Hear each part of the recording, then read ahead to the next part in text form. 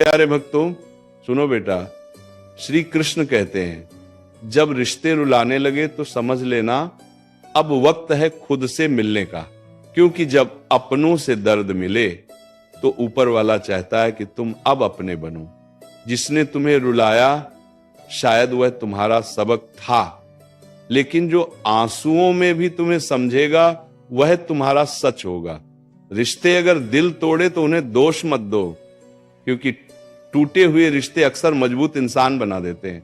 श्री कृष्ण कहते हैं कभी कभी खुद को खोने से पहले दूसरों की परछाइयों से निकलना जरूरी होता है। जिसने आज तुम्हें छोड़ दिया उसे एक दिन तुम्हारी खामोशी में चीख सुनाई देगी, पर तब तुम मुस्कुराओगे क्योंकि तुमने अब रोना छोड़ दिया होगा। कहते हैं ना, जो टूटकर भी न टूटा वो रिश्ता खुद से था, जो अंधेरे में भी साथ रहा वह दीपक खुद का था। श्री कृष्ण कहते हैं जब आप खुद को नहीं समझते वही असल में जीवन की सबसे बड़ी उलझन है, क्योंकि जब आत्मा ही भ्रम में हो तो बाकी संसार की समझ क्या मायने रखेगी। दुनिया का सबसे कठिन दौर वो नहीं होता जब कोई और आपको नहीं समझता, बल्कि वो होता है जब आप खुद को सवालों के घेरे में पाते हैं, जहां आईना भी आपको पहचानने से इनकार कर दे। कभी कभी दूसरों को खुश करने के चक्कर में हम अपने भविष्य के बीज खुद अपने हाथों से सूखा देते हैं। फिर ना हम अपने रहते हैं ना किसी और के। खुश रहो, क्योंकि तुम खुद की सबसे बड़ी जिम्मेदारी हो।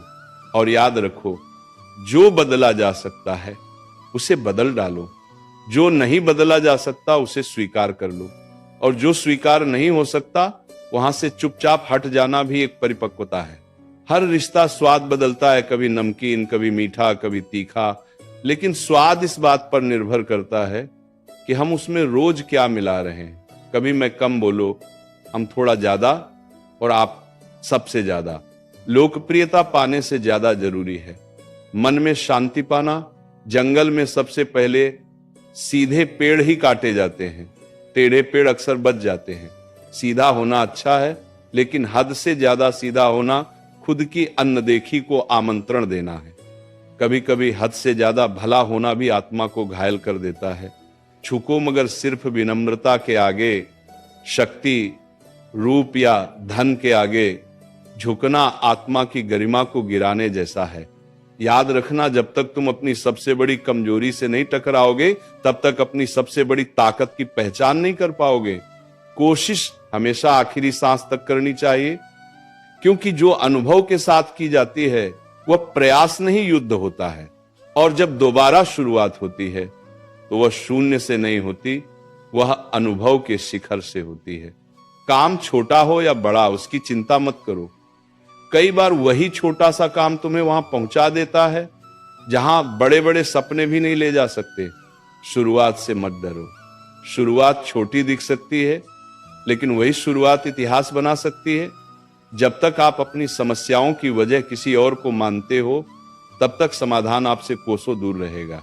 जिस दिन आप स्वीकार कर लोगे कि कठिनाई आपकी है, उसी दिन से आप उसका समाधान भी खोजने लगते हो। और कभी कभी जिन परिस्थितियों ने तुम्हें तोड़ा है वही तुम्हारी रीढ़ की हड्डी बन जाती है, क्योंकि टूटना भी एक कला है जो इंसान को गढ़ती है, उसे मजबूत बनाती है। हर गिरावट एक नए उठान की प्रस्तावना होती है, हर दर्द एक नए साहस की गूंज होती है, हर अंत एक नए आरंभ का संकेत होता है, और हर हार अनुभव बनकर तुम्हारे साथ खड़ी होती है। जो कुछ बचा नहीं वही तुम्हें सब कुछ बनने का रास्ता देता है, और जो कुछ नहीं था वही तुम्हारा सबसे बड़ा आधार बन जाता है। कभी कभी सबसे बड़ी जीत खुद को हार मानने में होती है, क्योंकि जो झुकता है वही गहराई से उठता है, जो देता है वही भीतर से समृद्ध होता है। लोग अक्सर पूछते हैं सच्चा सौंदर्य क्या है, और उत्तर में हम उन्हें दर्पण की तरफ देखना सिखाते हैं, लेकिन क्या दर्पण कभी आत्मा दिखा पाया है? सुंदरता तो उस मौन में होती है जिसमें कोई वृद्ध मां अपने कांपते हाथों से बच्चों के जूठे बर्तन धोती है, वो भी बिना शिकायत के। सुंदरता उस मुस्कान में होती है जो किसी टूटे हुए इंसान के चेहरे पर फिर भी सजी रहती है। श्री कृष्ण कहते हैं विचार सुंदर हो तो चेहरा खुद दीप्तिमान हो जाता है।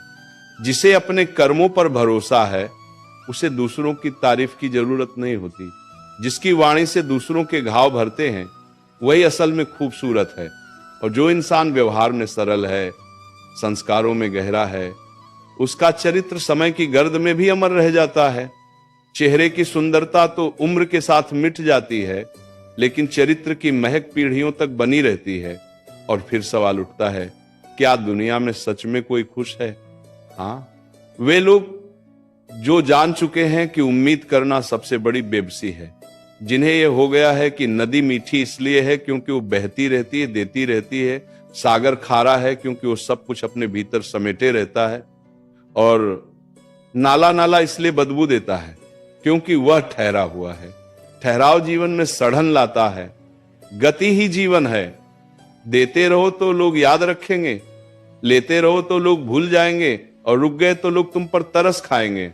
फिर भी लोग व्यस्त हैं दूसरों की गलतियां निकालने में, शायद इसलिए कि खुद को सुधारने का साहस नहीं होता। मगर जिसने खुद को बदल लिया वो फिर दूसरों की आलोचना में समय नहीं गंवाता।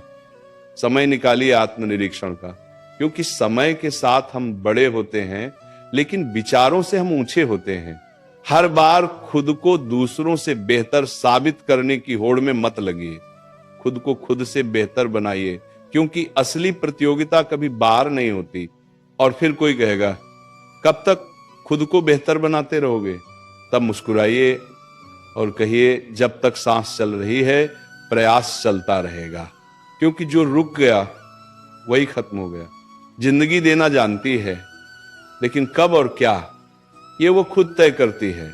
और शिकायतें तो उन्हें भी होती हैं जिन्हें सब कुछ मिला होता है। इसलिए शिकायतों से पहले शुक्रिया कहना सीखिए। प्यारे भक्तों, इस वीडियो में इतना ही। मिलते हैं अगले वीडियो में। चैनल को सब्सक्राइब करना ना भूलें